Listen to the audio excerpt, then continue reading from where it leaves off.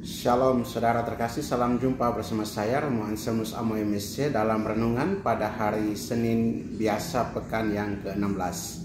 Selamat memulai pekan yang baru dan semoga segala rencana, harapan dan cita-cita Anda di pekan ini bersama dengan keluarga semuanya dapat tercapai dan semoga Anda beserta keluarga sehat dan sukacita selalu. Saudara, pernahkah kita merasa terdesak dalam hidup, seperti dihadang masalah dari depan, dikejar kekhawatiran dari belakang, dan tidak tahu harus melangkah kemana?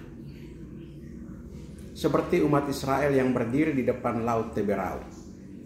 Di belakang ada pasukan Firaun, di depan hanya lautan luas.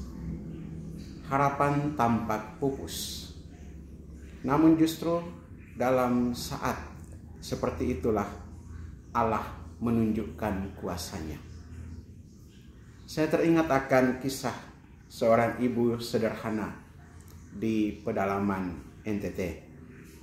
Suaminya pergi merantau dan lama tidak ada kabar untuk kembali. Ia harus membesarkan 4 anak dengan menjual sayur keliling kampung. Suatu hari salah satu anaknya sakit keras. Ia tidak punya uang untuk ke rumah sakit.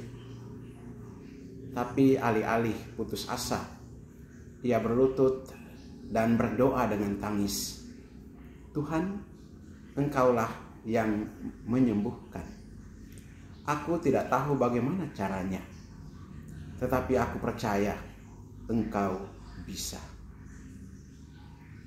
Esok harinya seorang guru dari paroki datang membawakan bantuan dan membawa anak itu ke klinik misi. Sang ibu pun menangis sambil berkata, "Aku tidak tahu bagaimana caranya, tetapi Tuhan tahu jalannya."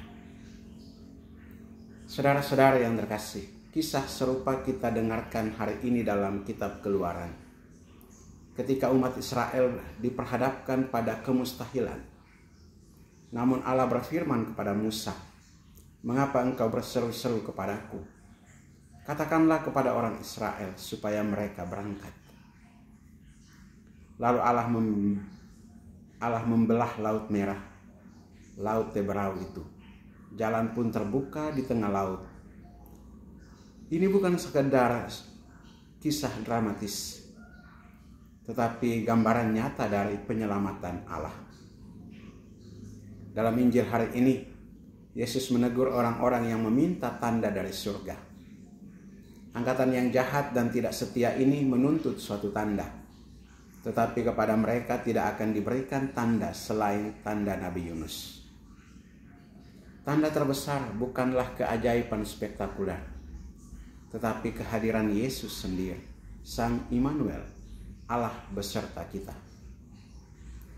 Katekismus Gereja Katolik mengajarkan, iman adalah tanggapan manusia terhadap Allah yang menyatakan dirinya dan memberikan dirinya kepada manusia. KGK nomor 142. Tanda terbesar bukanlah mukjizat, tetapi pribadi Yesus yang hadir di tengah kita, terutama dalam Ekaristi, dalam firman, dalam sesama yang menderita. Seringkali kita menuntut tanda dari Tuhan. Kita ingin kepastian sebelum melangkah. Kita berkata, "Tuhan, beri aku jalan dulu, baru aku percaya."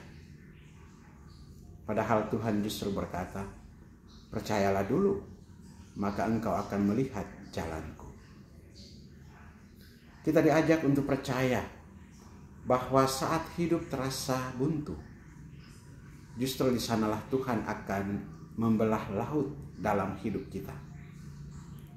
Ketika pekerjaan terasa tak menentu, ketika keluarga dilanda krisis, ketika harapan mulai pupus, kita diajak untuk tidak meminta tanda luar biasa, tetapi melihat tanda sederhana.